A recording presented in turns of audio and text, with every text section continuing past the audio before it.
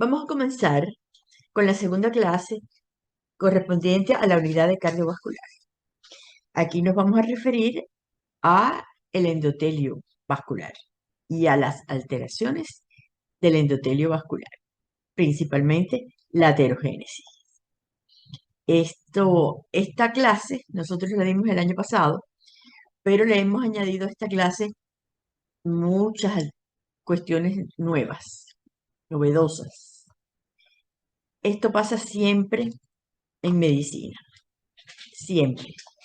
Se están descubriendo cosas nuevas y hay que añadírselas a los conocimientos que ustedes van a recibir, porque eso cambia los diagnósticos, los manejos a los pacientes y los pronósticos de vida y de evolución de sus pacientes. Luego nos vamos a referir a esta segunda clase como clase de isquemia coronaria y aterogénesis 1 en la unidad de fisiopatología cardiovascular. El endotelio vascular es la monocapa de células planas de origen mesodérmico que constituye el revestimiento interior de los vasos sanguíneos, que son arterias, capilares, venas, y del sistema linfático. Esta monocapa de células planas está en contacto directo con la sangre, con la linfa y con las células circulantes en ellas. En el cuerpo humano hay aproximadamente 10 trillones de células. Hay quienes dicen que hay 8, hay quienes dicen que hay 12, pero más o menos todo el mundo está de acuerdo que debe haber como 10 trillones de células endoteliales, que le vamos a representar siempre ahora como CE para no tener que estar escribiendo células endoteliales. Y todas estas células endoteliales tienen una superficie entre 300 y 700 metros cuadrados. Depende de qué cosa, del tamaño del individuo. No es lo mismo un bebé recién nacido a un individuo que mide 2 metros de altura.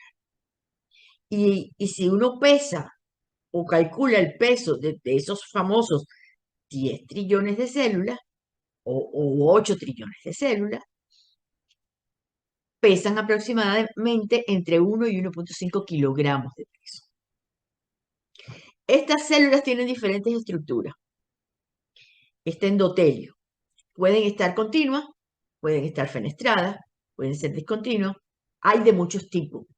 Y las características de unión del endotelio vascular van a repercutir obligatoriamente en el tipo de funcionamiento del órgano que se está irrigando.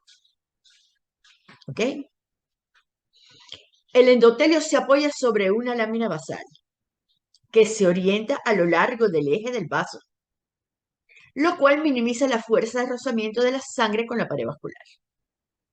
Las células endoteliales sintetizan prácticamente todas las proteínas que constituyen esa lámina basal donde ellas se apoyan y producen las enzimas que son relevantes y que intervienen en el remodelado de esa lámina basal. Entre ellas hay metaloproteinasas que lo que hacen es degradar la matriz extracelular y que tienen un papel relevante en la plasticidad de los vasos sanguíneos y en la angiogénesis, porque pueden modificar las características de esa matriz extracelular donde se apoyan las células endoteliales. Las células endoteliales que están una al lado de la otra, o sea, que son contiguas, pueden presentar mecanismos de señalización y propiedades funcionales diferentes. No quiere decir que si ahora yo tengo una arteria, un pedazo de arteria aquí, todas las células endoteliales de este pedazo tienen la misma función. Puede ser que cada una tenga una función diferente.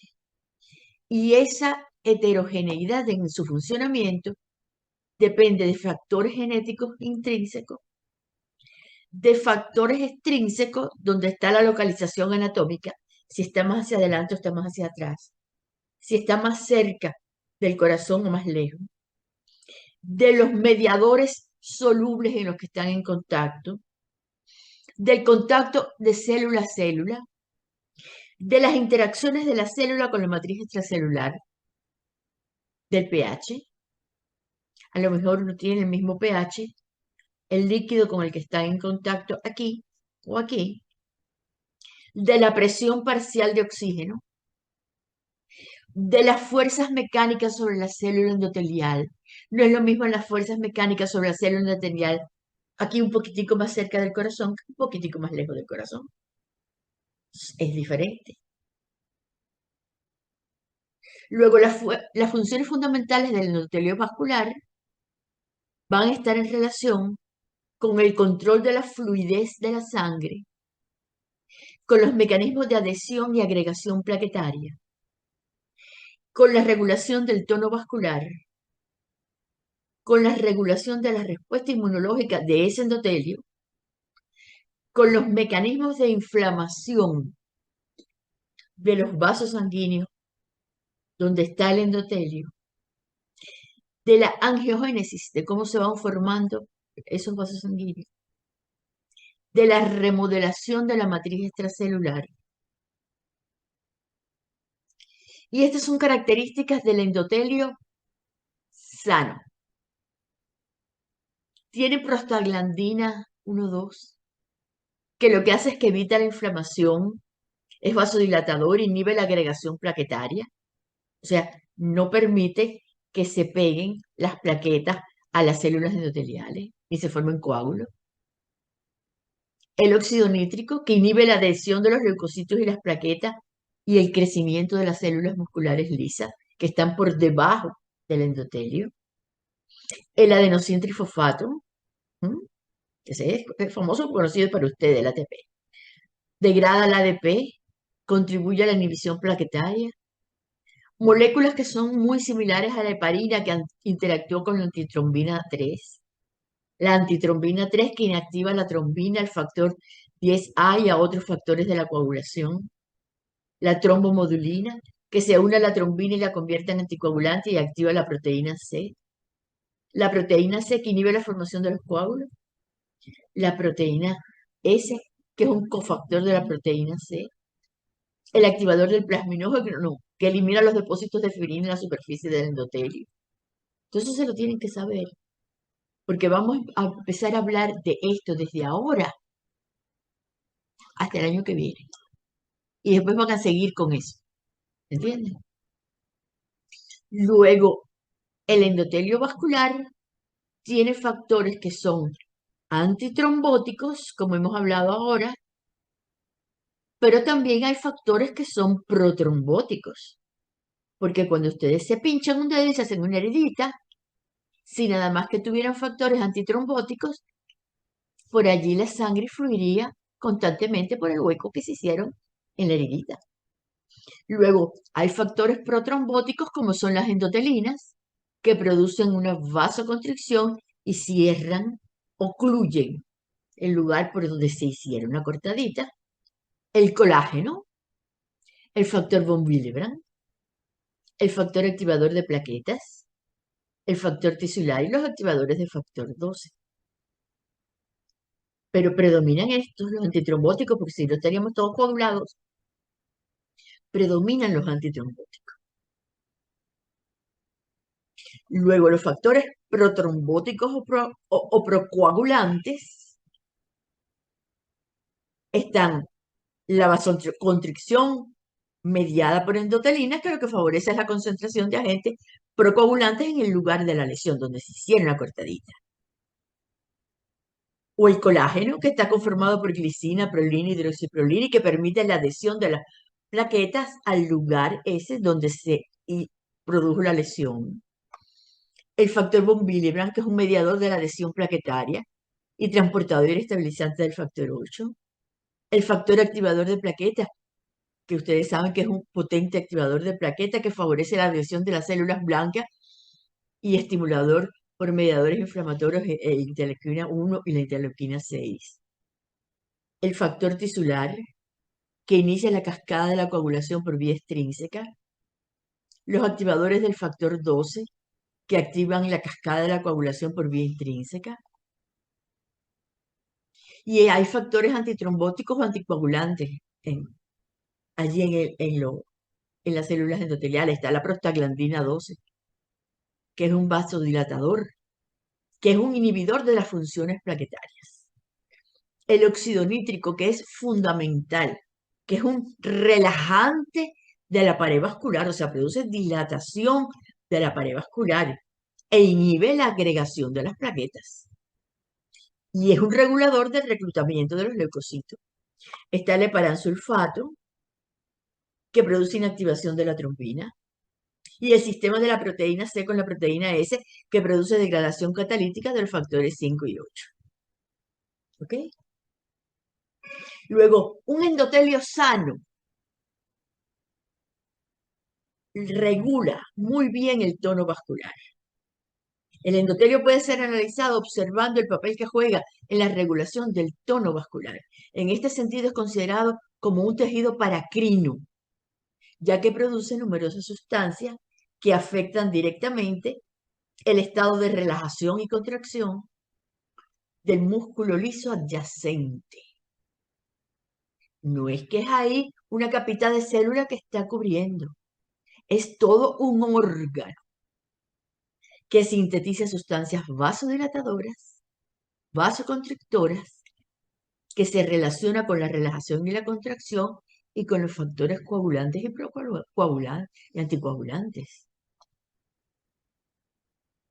Luego, el endotelio sano actúa de una manera importante en la regulación del tono vascular.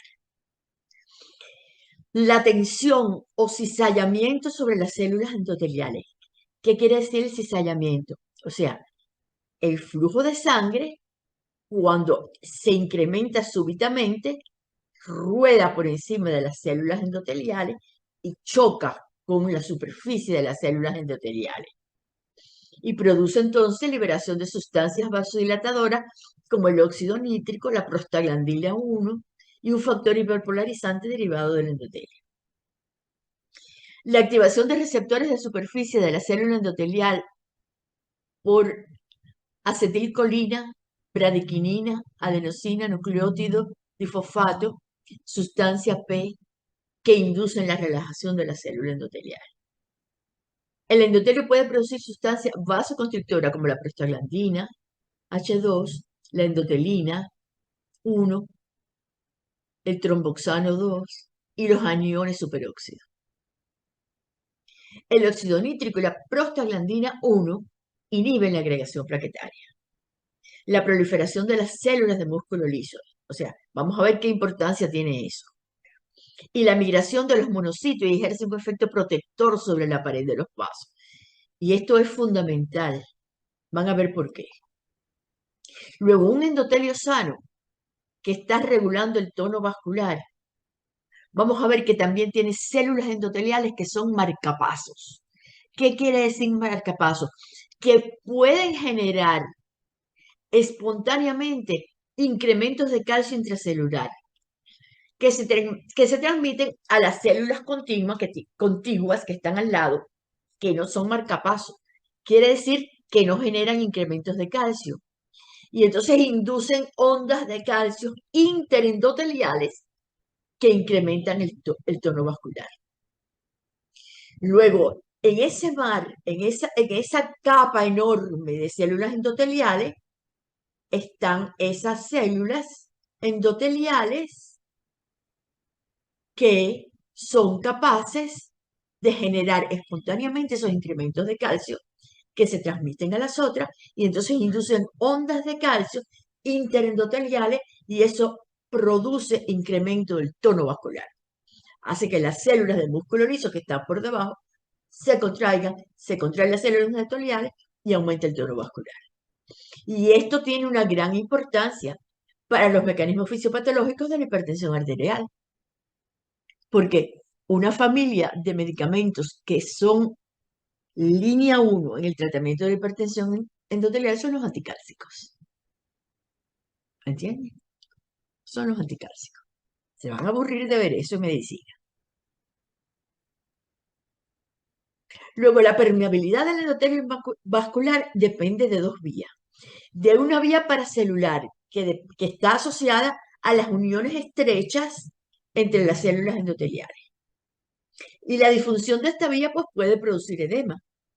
Si la unión entre una célula y la otra no funciona, pues puede pasar líquido y producirse edema.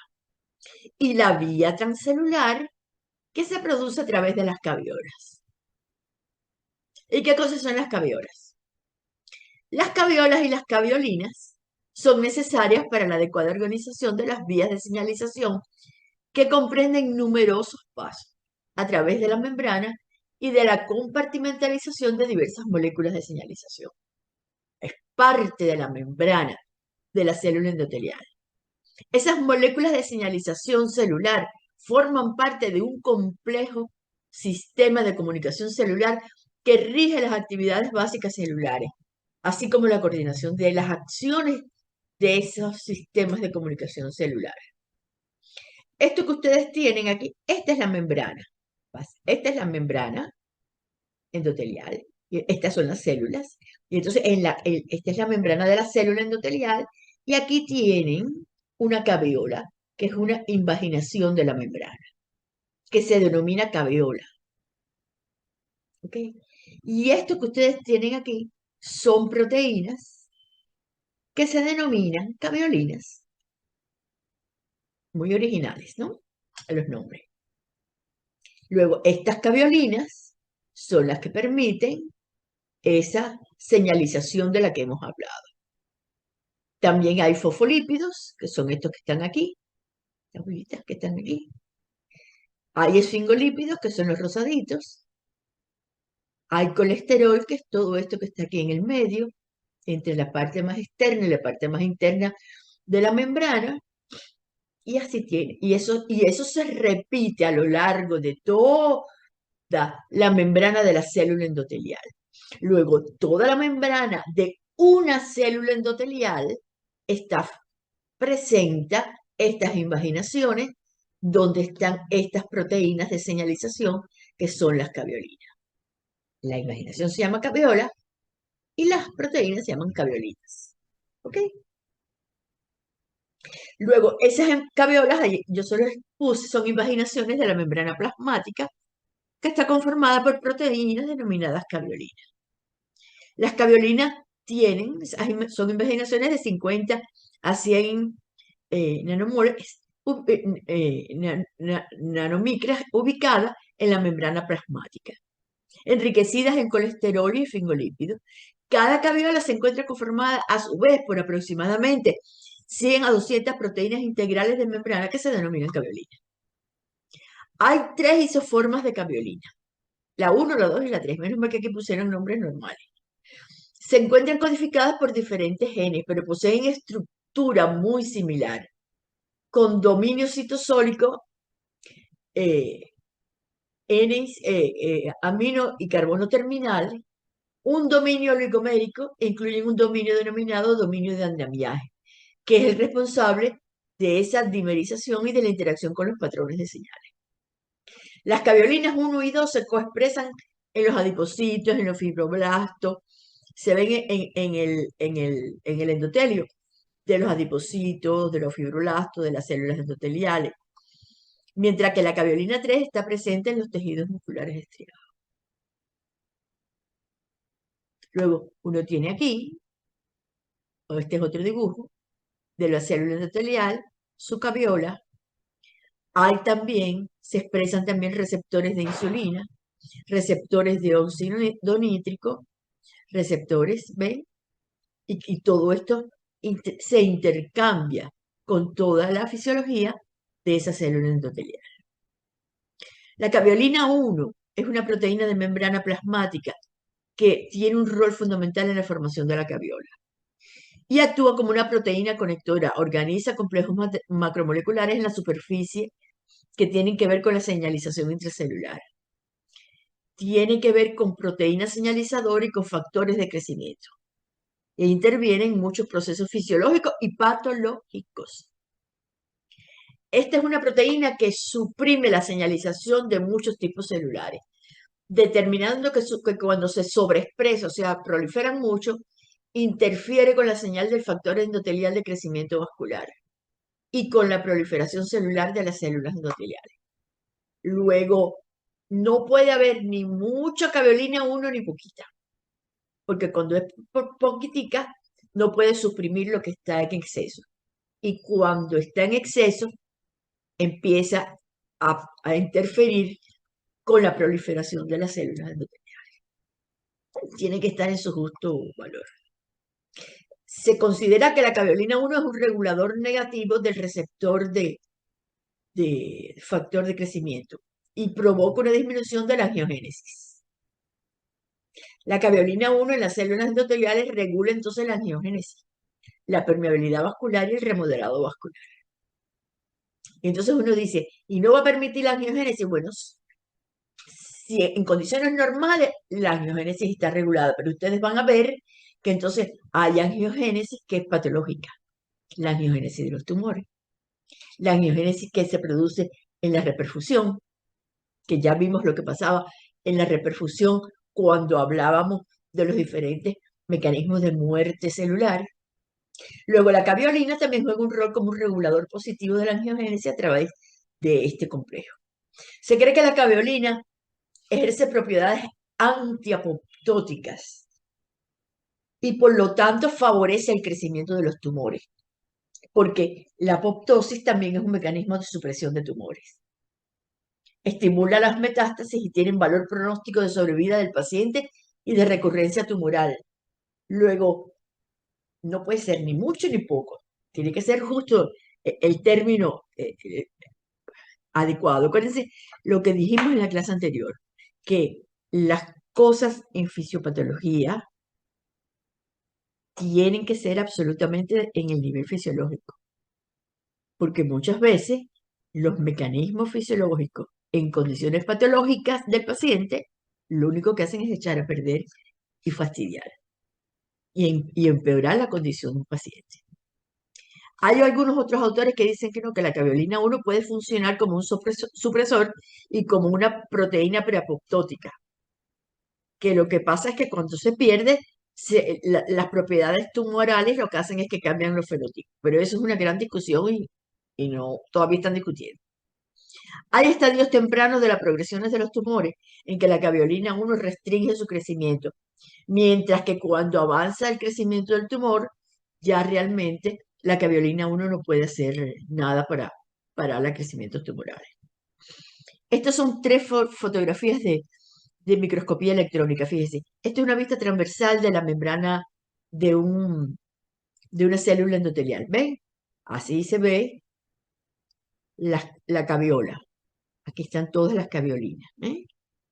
Entonces, esto es la membrana, citoplasmática de la célula endotelial, pero mirad desde abajo, desde el citoplasma hacia la membrana. Es como teniendo a la membrana de techo. Fíjense las caveolas, como se ven. Esta es una fotografía extraordinaria, ¿ven? Cómo se ven las caveolas. Y esta es una vista al revés, desde el espacio extracelular. Fíjense cómo se ven entonces en círculo. Estos círculos que se veían aquí, miren cómo se ven desde el espacio extracelular. ¿Okay? Hay muchas más funciones del endotelio vascular. Hay aproximadamente 14 transportadores de la familia GLUT. Sin embargo, en las células endoteliales solo se encuentra el GLUT1 y el GLUT4, los cuales se han encontrado en gran cantidad en las células endoteliales que componen la barrera hematoencefálica. Esas son células endoteliales particulares que no vamos a ver aquí, sino que las vamos a ver en la unidad de sistema nervioso. También se han encontrado numerosos transportadores para los aminoácidos, de tipo catiónico, destacándose el de la L-arginina, que es el sustrato para la síntesis del óxido nítrico. Por lo tanto, un endotelio vascular normal es inhibitorio del tono vascular, de la trombogenicidad, de la adhesión celular, del crecimiento y de la proliferación de las células de músculo liso y de los vasos sanguíneos. Ese es un endotelio vascular normalizado. Y este es un endotelio vascular, un esquema pintadito. Estas son las células endoteliales que están expresando factores de adhesión entre leuquinas que se puede hacer. Y aquí tienen ustedes prostaglandinas extracelulares como el condroitin sulfato, el heparan sulfato pericelular, y tienen todo este por debajo del endotelio, está la íntima.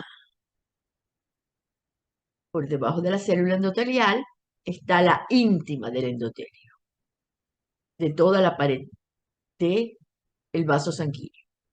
En esta íntima tienen condroitin sulfato, tienen colágeno tipo 4 en la parte más cercana a la célula endotelial, tienen mucho ácido hialurónico y tienen colágeno 1 y 3 más cerca de la lámina elástica interna,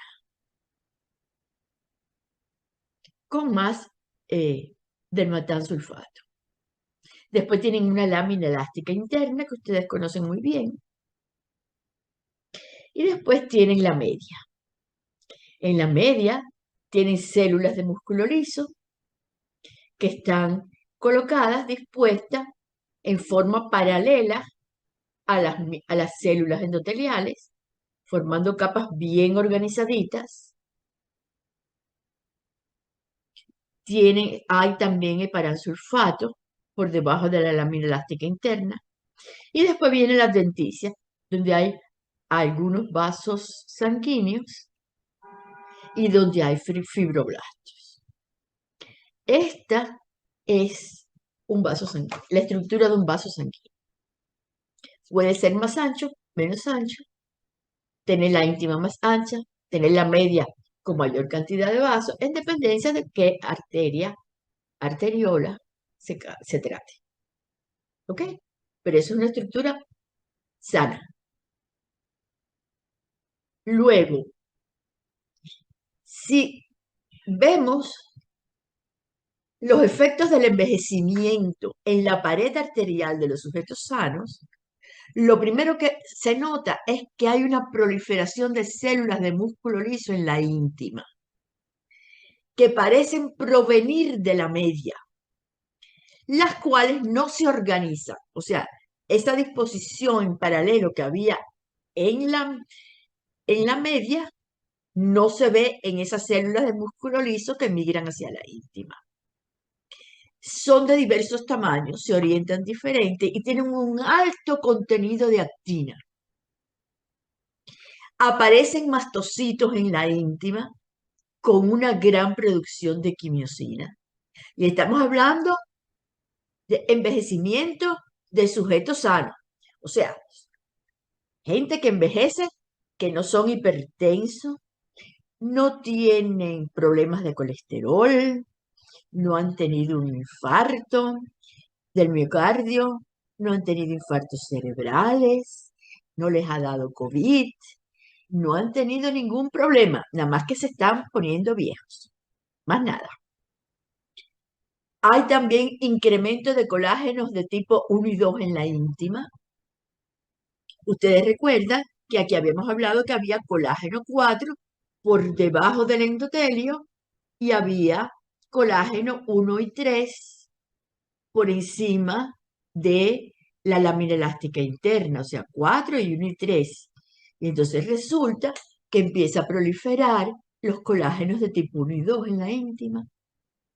Hay núcleos multilobulados en las células endoteliales. Luego, estas células endoteliales que tenían un solo núcleo, empiezan a aparecerles células endoteliales con disminución de la capacidad de replicación celular y disminución de las células progenitoras de las células endoteliales.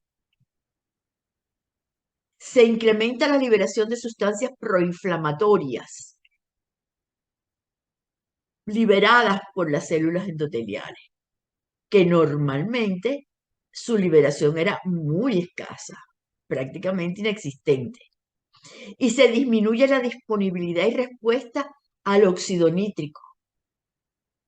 O sea, hay menos óxido nítrico y además, cuando hay óxido nítrico, hay menor respuesta al óxido nítrico. Ya no se produce esa vasodilatación, esa dilatación que se producía en condiciones de gente más joven. Y empieza a verse incremento de apoptosis en esas células endoteliales. Por lo tanto, la pared endotelial empieza a engrosarse, porque aumenta el colágeno, aparecen mastocitos, hay gran producción de quimiosina, las células de músculo liso van hacia la íntima, y eso se hace más rígido, aumenta la rigidez y aumenta la contractilidad. Porque ya entonces esto no es así, sino que es así. O sea, tienen un endotelio donde tienen muchas células que pasan a ser multilobuladas. Empiezan a tener colágeno 1, colágeno 3, el colágeno 4. Tienen células de músculo liso que han pasado hacia la íntima y que se disponen sin ningún orden, y con un alto contenido de actina. No tienen el aspecto a la microscopía electrónica como estas, que son rosaditas claras, empiezan a ser células muy oscurecidas por el efecto de la actina. Empieza a haber mastocitos que no tenían por qué estar allí. Aumenta la cantidad de colágeno a nivel de esta célula. Y naturalmente estas células empiezan a entrar en apoptosis y tienen menos respuesta al óxido nítrico. Y esta media se hace más gruesa también, porque además tenía las células musculares anteriores, más las que están proliferando ahora que venían, que empiezan a reproducirse allí.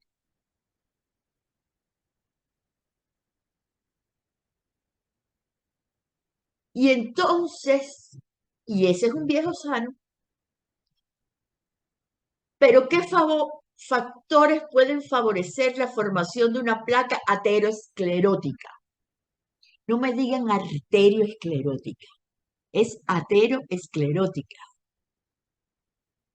Pues el régimen de turbulencia arterial es la primera característica que favorece la aparición de una placa aterosclerótica.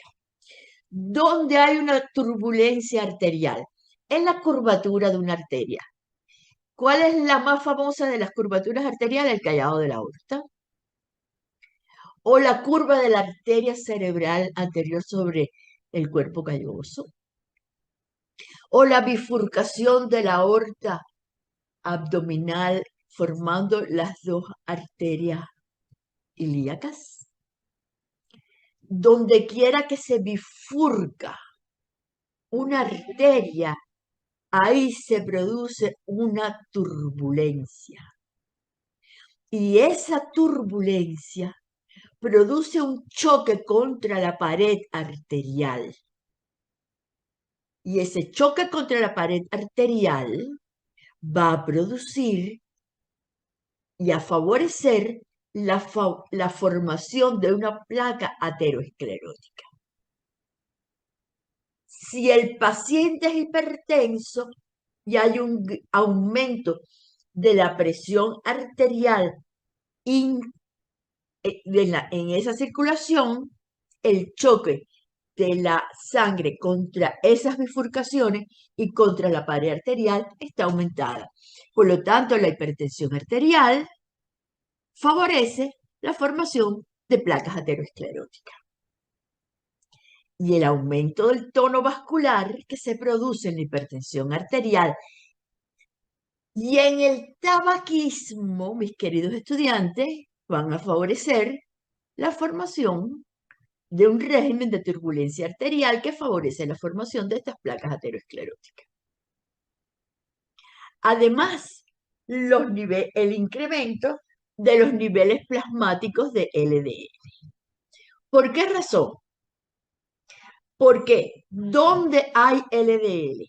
Hay LDL en el plasma y prácticamente no hay LDL en la íntima. Pero si hay más LDL, aumenta mucho la LDL en el plasma y hay mucho choque de la sangre, la onda contra las arterias que se van deformando, esa deformación de las arterias endoteliales producido por la onda de choque de la sangre contra la pared arterial, aumenta la permeabilidad de esa pared. Y entonces las LDL, como hay más aquí en el plasma que en la íntima, pues sencillamente entran a la íntima. Y cuando entran, pues ese es un fenómeno, como están entrando, y entonces ese es el que se come todas las hamburguesas de McDonald's, se come toda la comida con toda la grasa del mundo, y entonces entra mucha LDL. Y esa LDL lo que hace es que aumenta su tiempo de permanencia en la íntima. Porque si la LDL entra y sale, su tiempo de permanencia es muy poco y no se puede oxidar. Pero cuando hay mucha LDL entrando, porque está deformada la célula endotelial por el choque, el aumento del choque de la sangre y por la cantidad, y porque hay mucha LDL allá afuera entrando, y por lo tanto es más fácil entrar que salir. Entonces, pues sencillamente aumenta el tiempo de permanencia de la LDL en la íntima y se oxida. Y la LDL oxidada atrae monocitos de la circulación. Y esos monocitos cuando entran comienzan a producir, a fagocitar LDL oxidada. Y cuando empiezan a fagocitar LDL oxidada, eso produce que esos monocitos pierdan la capacidad de moverse y pierden la capacidad de detener el proceso de fagocitosis. Fagocitan y siguen fagocitando y se convierten en unas enormes células que se llenan de LDL y que se le llama células espumosas porque la primera vez que se describieron, en el tipo de tinción que hicieron, se disolvieron las grasas y entonces parecía una célula llena de espumita y era que se había disuelto la grasa de la LDL y por eso se le llama células espumosas. Luego, estas células espumosas tienen la característica de que pierden la capacidad de moverse, se quedan ancladas allí en la íntima y pierden la capacidad de detener el proceso de fagocitosis. Y entonces fagocitan y fagocitan y fagocitan. Y estas LDL atraen cada vez más monocitos y hace que se sintetice una cantidad de receptores del tipo ICAM en la pared de la célula endotelial que va a atraer más monocitos y más LDL. Y esta célula espumosa va a atraer también más monocitos y más macrófagos. Y es prácticamente la de nunca acabar.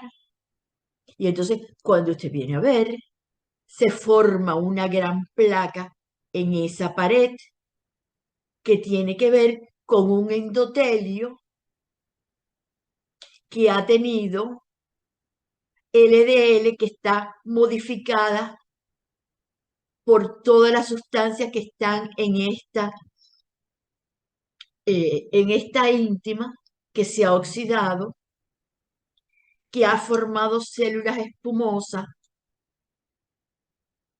y estas células espumosas atraen cada vez más monocitos y estas LDL modificadas por la oxidación atraen cada vez más LDL nativa. Y estos macrófagos que se han convertido en estas enormes células espumosas fabrican una sustancia que se llama metaloproteinasas. Y esas metaloproteinasas lo que hacen es fagocitar esta estructura que forma parte, forma la base de esta íntima y la hace muy friable. Y eso es malo, porque entonces eso se hace muy friable y se puede romper. Y entonces empieza a ver y además produce factores mitogénicos y quimiotácticos que empiezan a atraer a los células de músculo liso desde la media, y esas células de músculo liso empiezan a emitir pseudópodos y se llaman células de músculo liso proliferantes y vienen, emiten pseudópodos y se meten aquí. Y entonces empiezan a fagocitar ellos también. Y se empieza a tener esa misma actividad de tipo fagocítica. Y al final, cuando uno tiene un paciente viejo y con una placa heterogénica, entonces lo que tiene es una célula con un endotelio envejecido, con muchas células endoteliales multilobuladas, con mucha LDL nativa que se mete, que aumenta su tiempo de permanencia dentro de la media, que se oxida y atrae más LDL y atrae macrófagos. Y los macrófagos lo que hacen es fagocitar esa LDL y se convierten en estos enormes células espumosas que liberan metaloproteinasa y factores mitogénicos y quimiotácticos que atraen a las células de músculo liso proliferante, además de ya las células de músculo liso que habían migrado desde la media hasta la íntima por efecto del envejecimiento, más todos los mastocitos que estaban allí producidos por el envejecimiento. Y cada vez esto va creciendo y creciendo, y más células espumosas. Y estas células de músculo liso se siguen proliferando, y esto va formando una loma aquí que va creciendo ¿hacia dónde? Hacia la luz del vaso, y va ocluyendo la luz del vaso, porque esto no crece para acá, esto crece para allá. O puede crecer para el otro lado, o puede crecer hacia la luz del vaso. Y entonces uno se encuentra al final que esta es la capa de células endoteliales. Estas son las células espumosas que están llenas todas de grasa y están llenas todas de metaloproteinasa y están llenas todas de leucotrienos y están llenas todas de muchos factores de inflamación y crean este pedacito de aquí que se llama inflamasoma, que tiene mucha interleuquina 1B, interleuquina 1B y muchos factores de inflamación, muchos. Y entonces esta célula hace un fenómeno que ya lo conocen de la clase anterior, que se llama piroptosis, se rompe. Y cuando se rompe, todo el contenido de lípidos que están con radicales libres pasan a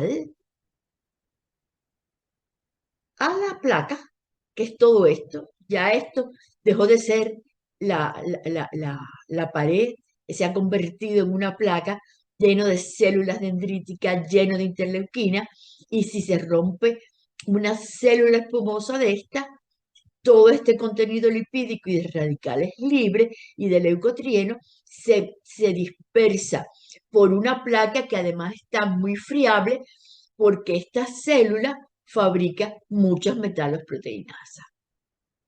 ¿Comprenden? Y entonces eso puede ayudar a hacer más friable todavía la placa, esa placa que está creciendo allí. Y ese fenómeno de piroptosis, que ya ustedes se lo saben, porque lo vimos en la clase anterior, es lo que se produce allí en esa célula espumosa. ¿Ok? Esa célula espumosa hace ese pedacito que le llaman inflamasoma de la célula espumosa. Y ahí lo tienen, ahí lo tienen. Fíjese, esto es una micrografía de microscopía electrónica. Esta es una de las células eh, em, de la matriz de la íntima, y esta es una célula espumosa. Y aquí tienen el inflamasoma, ¿ven? Aquí tienen el inflamasoma. Se ve de lo más bonito, pero extraordinariamente patológico. Luego, hay muchos mediadores sistémicos y locales que empiezan a actuar en la placa de ateroma. Luego, en esa placa de ateroma, está la célula endotelial que está interactuando con los macrófagos, que en el macrófago enorme que se convirtió en la célula espumosa. Y la célula de músculo liso interactúa también con esa célula espumosa, que se ha convertido en un macrófago productor de todo lo que ustedes han visto que es capaz de producir.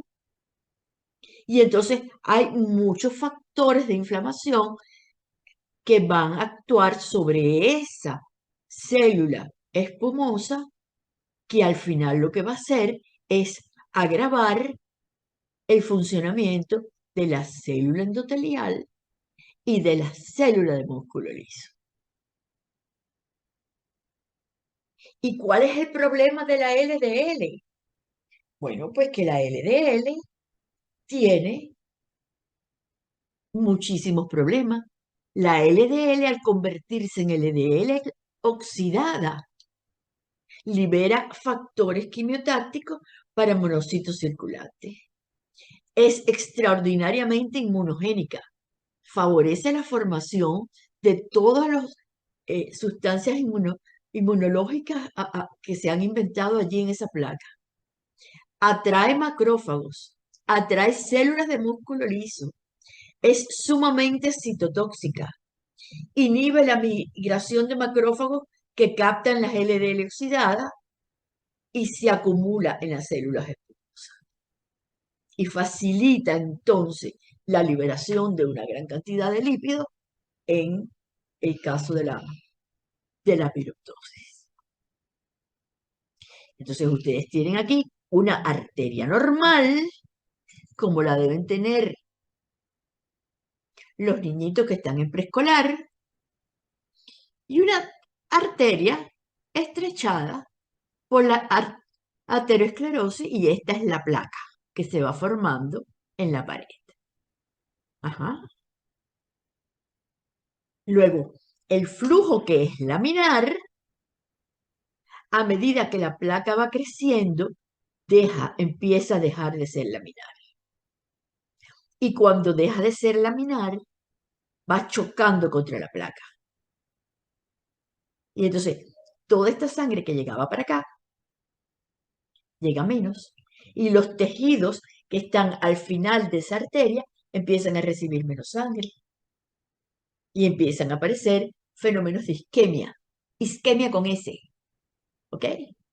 Quiere decir, la isquemia es la llegada de menor cantidad de sangre a un tejido del que ellos necesitan para vivir. Aquí tienen lo que pasa muchas veces en las placas. Aquí tienen la placa, se rompe la placa y entonces forma un trombo. Y entonces tienen la oclusión de la placa, que está aquí, más la oclusión del trombo. ¿Ok? Ahora, un ateroma se empieza a formar en una bifurcación. Ajá. ¿Y cuándo empieza a formarse un ateroma en una bifurcación? Desde que se forma la arteria. Porque las bifurcaciones, ¿cuándo se forman? Cuando se forman las arterias. ¿Ok?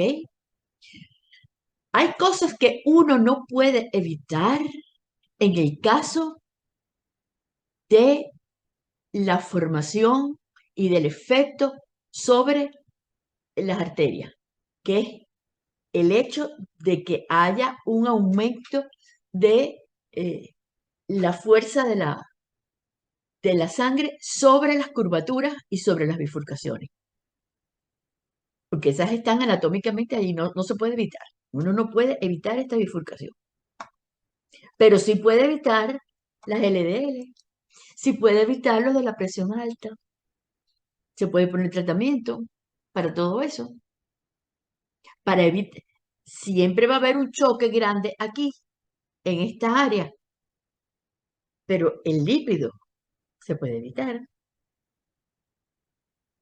Fíjese que hay áreas de bifurcación donde aumenta la turbulencia y se produce oclusión parcial del flujo sanguíneo. Luego, uno se encuentra entonces en la heterogénesis que hay vías de la inmunidad innata en la célula endotelial, que son inmunidades innatas, pero también de inmunidades adaptativas que se están produciendo por toda la condición que está apareciendo a partir del problema de, de los problemas del inmunológico y que tienen que ver con la expresión de antígeno. ¿Quién funciona como un antígeno? La LDL. Y está atrayendo entonces, ¿qué cosa? Está atrayendo células. Tenemos la célula del músculo liso, tenemos la célula endotelial, y entonces empiezan a traerse células inmunológicas por efecto de qué cosa? De la oxidación de factores de inflamación a partir de la LDL entrando a la pared endotelial.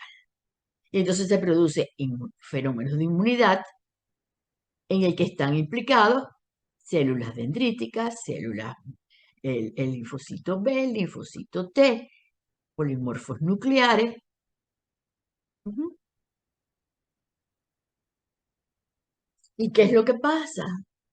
También que cuando se empieza, que si hay una ruptura que, en la pared de una placa, pues se produce una activación. La trombina activa las plaquetas a las células endoteliales, a las células de músculo liso, y las convierte en células endoteliales activadas. Hay células de músculo liso proliferantes que liberan factores proinflamatorios, quimiosinas proinflamatorias, y que activan a los macrófagos que producen radicales libres, factor tisular procoagulante, citoquinas proinflamatorias y mediadores lipídicos de inflamación. Y se produce todo este desastre que ustedes ven aquí, de forma tal que la célula de músculo liso se convierte entonces en una célula de músculo liso proliferante. ¿De qué cosa? De factores de inflamación.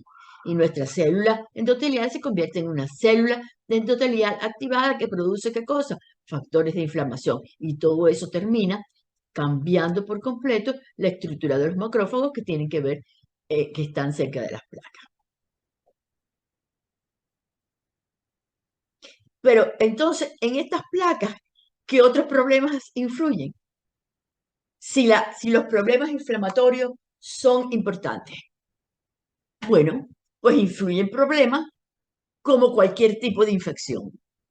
Y se ha visto, sobre todo en los dos o tres últimos años, se ha visto que muchos fenómenos infecciosos que puede haber en cualquier parte del organismo repercuten desfavorablemente en las placas. Y eso se ha visto y se ha comprobado. En el último Congreso Internacional de Endotelio, que fue en diciembre, de eso se habló y se volvió a hablar y se había hablado el año pasado también. O sea, las periodontitis, las infecciones de las encías alrededor de los dientes. Esas cosas que a la gente no le hace caso. Eso puede producir trastornos por los cuales se activan citoquinas, leucocitos y patógenos y pueden desencadenar, acelerar procesos de aterogénesis. Las infecciones respiratorias también. Y ha habido una gran cantidad de aceleración de factores de aceleración de placas de aterogénesis y de fenómenos trombóticos en las aterogénesis a partir de neumonías en los procesos de COVID. El problema de la microbiota en el intestino, que la gente no le hace caso, la gente dice que eso no importa. Sí importa, hay que mantener la microbiota del intestino tal y como es. No estar tomando antibióticos por gusto, no estar haciendo cosas por gusto, mantenerlo. Si hay que tomar sustancias o pastillas o cosas que mantengan la regularización de las bacterias que normalmente viven en el intestino, hay que mantenerlo porque eso puede producir aceleración de los procesos de heterogénesis y lesiones moleculares a nivel hepático, trastornos de fibrinógeno y incrementos de coagulabilidad inclusive. Las lesiones a nivel de los pies, las infecciones urinarias, y la doctora Mónica les va a hablar de eso ahora a finales de este mes. Las lesiones infecciosas de las articulaciones. Todo esto acelera los procesos aterogénicos e incrementa el núcleo lipídico. Y eso va a aumentar, por lo tanto, este famoso macrófago de placa, en la placa, que es la célula espumosa y la piroptosis que produce la misma como a través de los problemas microbianos, herpéticos y de patógenos intracelulares. Esto que ustedes ven aquí es muy fácil. Esto que ustedes ven es la acción del virus del COVID. El virus inflamatorio del SARS-2 tiene la característica de que produce apoptosis de la célula endotelial. ¿Por qué mecanismo? Porque, fíjense, ese es un virus que se combina con el receptor de, de, de angiotensina del tipo 1 y el tipo 2, y entonces hace que esta célula endotelial caiga en apoptosis caiga en apoptosis y se produce entonces el mecanismo de la Noikis. ¿Se acuerdan de la Noikis?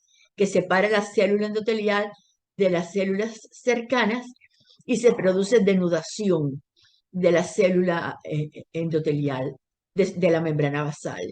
Y entonces inmediatamente se comienza a dar entonces un proceso de necrosis endotelial. Y se producen entonces fenómenos de lesión y coagulopatía asociados con la inflamación vascular del COVID. Y eso ha sido,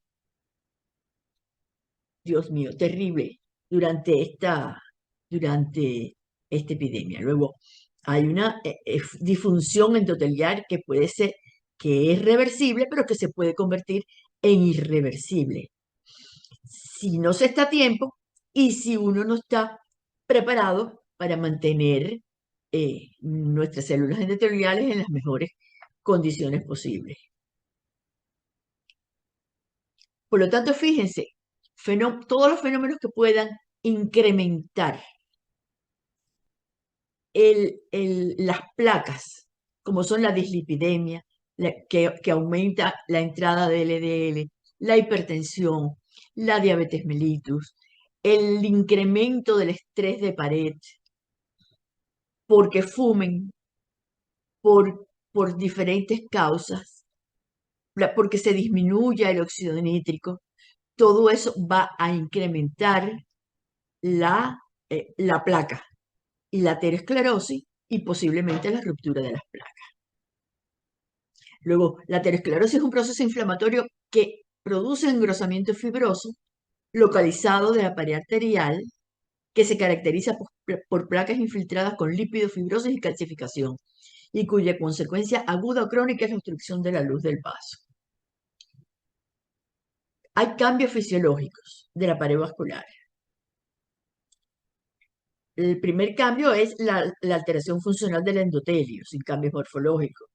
Después del tipo 2 se denuda el endotelio y se daña la íntima con la lámina elástica interna intacta.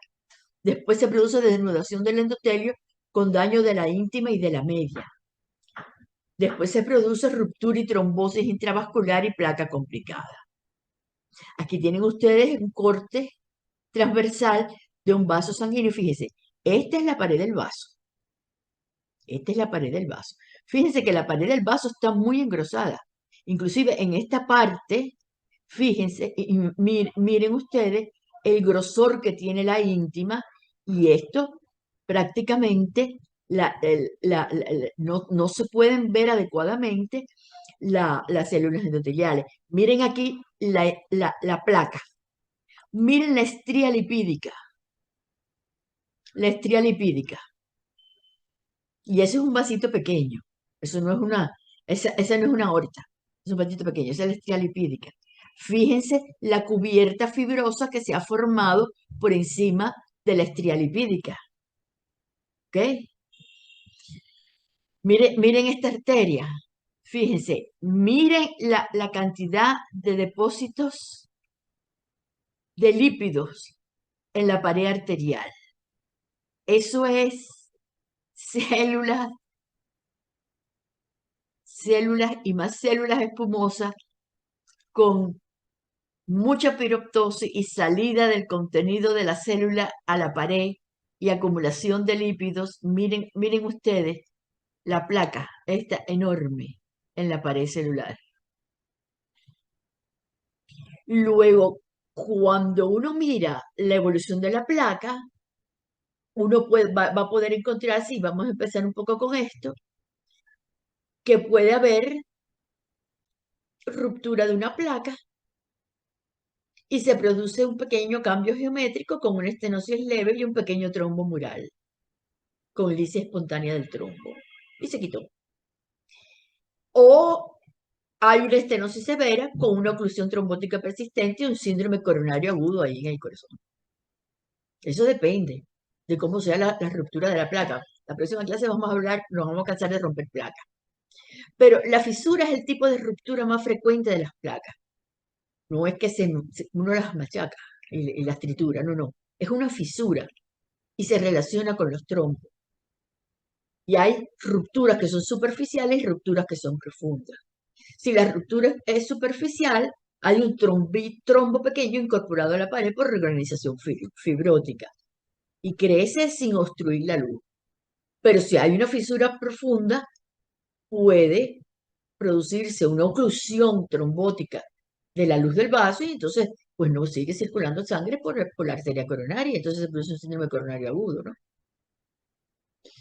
Y esto es muy interesante, este dibujo, porque miren, esto es un vaso y esto es una estría lipídica. ¿Sabe dónde se ven esas estrías lipídicas? En la pared del vaso, en los recién nacidos. Esos que nacen gorditos tan bonitos. Ahí están. ¿Saben por qué? Porque uno no puede evitar que un recién nacido tenga curvaturas en las arterias. Todas las arterias tienen curvatura. Si no, póngase, acuérdense de la anatomía. Todas tienen curvatura. Y donde quiera que haya curvatura, o aumenta, o bifurcaciones, se produce un choque mayor y entonces se forman estrías lipídicas. Luego, las primeras estrías lipídicas se forman en los recién nacidos. Uno las puede ver en biopsias de recién nacidos y en cadáveres de recién nacidos. Después se pueden empezar a ver más adelante, ya más, años más adelante, en dependencia de lo sano que son los sujetos, pequeñas hemorragias por acumulación de vasos sanguíneos que proliferan allí para tratar que crecen dentro de la placa que se están formando. ¿Eso es bueno? Eso no es bueno, porque no tienen por qué proliferar esos vasos. Esos vasos sanguíneos lo único que hacen es producir una circulación anómala con riesgo de hemorragia. Pero la luz disminuyó,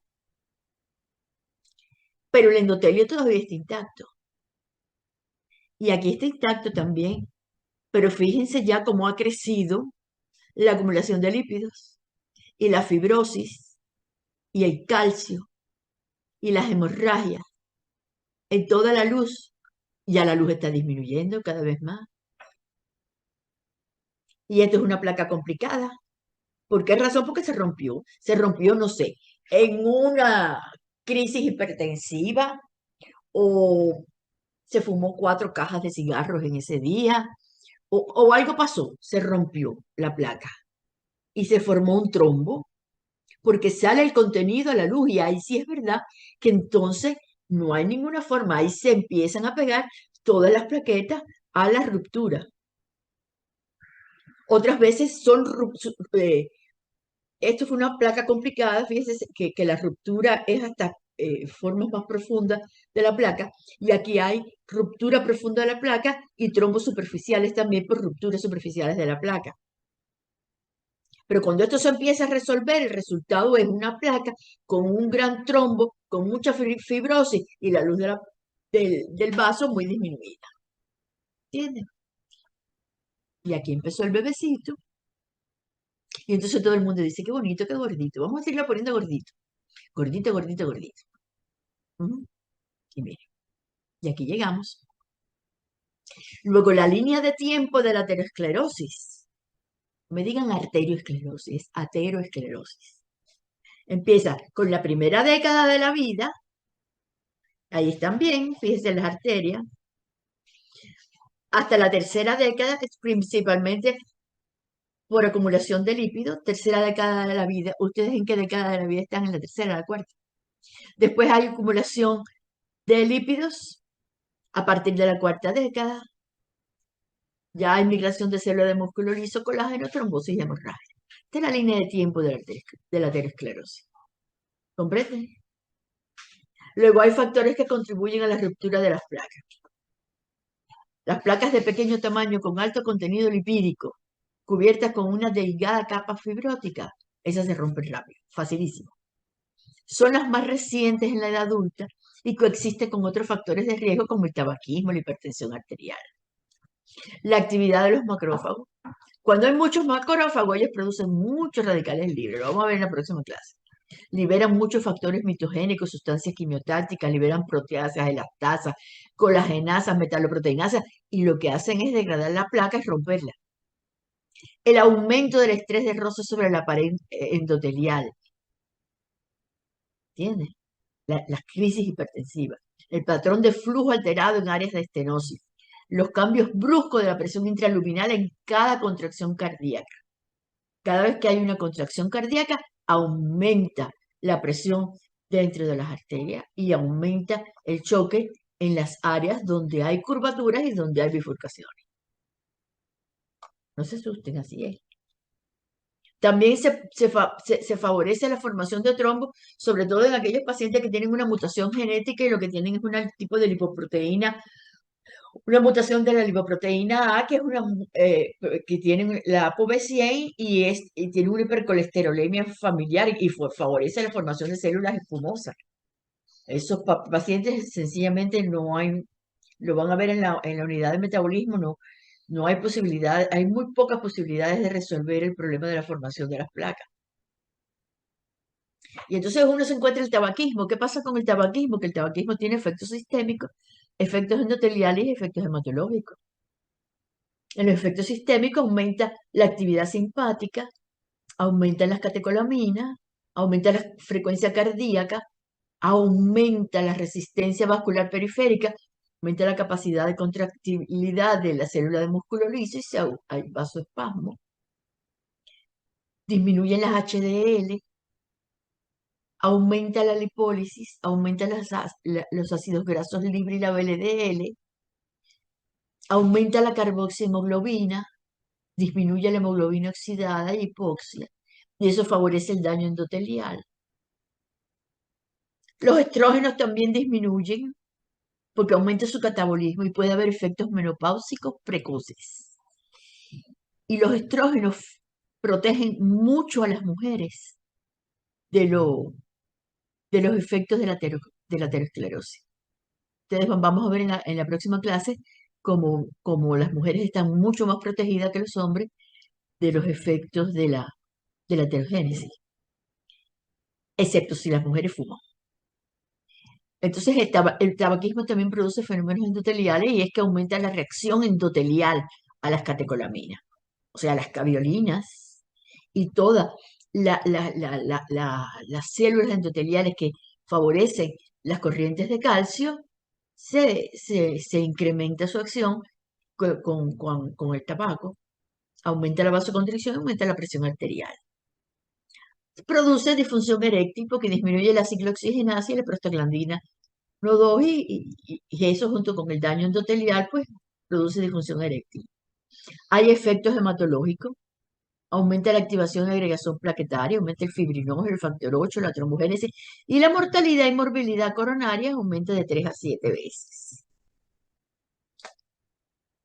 Puede haber regresión de aterosclerosis, se lo vamos a ver en la próxima clase.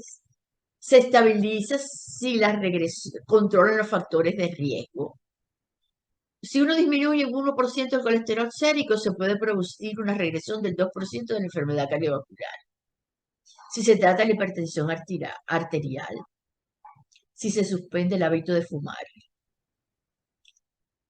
las dietas pobres en grasas animales, la disminución de la obesidad, el ejercicio, el consumo de estatina. Eso lo vamos a ver todo eso a lo largo de esta unidad. Me pueden escribir nuevamente al email. La próxima clase es la de isquemia coronaria heterogénesis. Vamos para allá.